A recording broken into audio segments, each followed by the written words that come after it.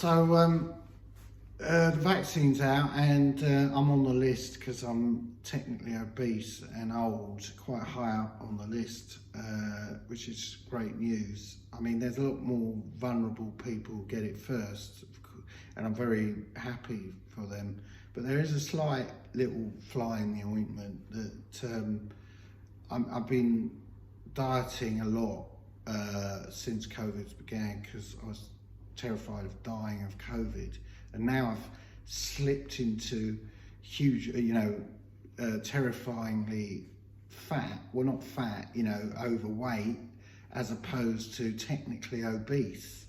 And if the doctor found out, then I would go down the list in terms of getting the vaccine. So it did occur to me, do I go and buy a lot of peanuts and crisps and McDonald's and stuff my face so that I get back into where I was before? But I'm not going to do that. But I was thinking about it for quite a while. And then I thought, I can't do that. That's wrong. But I was just wondering if God was, because God can obviously work out what you're thinking, whether he, she, it, her, it, whatever it is, God, he, was thinking, that Charlie, he's trying to jump the queue, he's trying to deprive someone who's much more vulnerable of the vaccine, and that's just not right. I can't allow someone who thinks those dirty, evil thoughts into heaven. I mean, is he going to be that sort of brutal?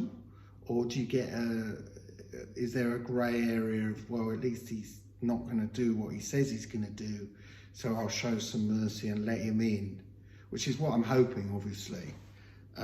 Because my biggest fear is that I get COVID before the vaccine actually arrives, or because everyone relaxes because the vaccine's here and the infection rate shoots up, and then he says, sorry, you've had bad thoughts, you're going downstairs to hell or wherever, and you fail on the last hurdle.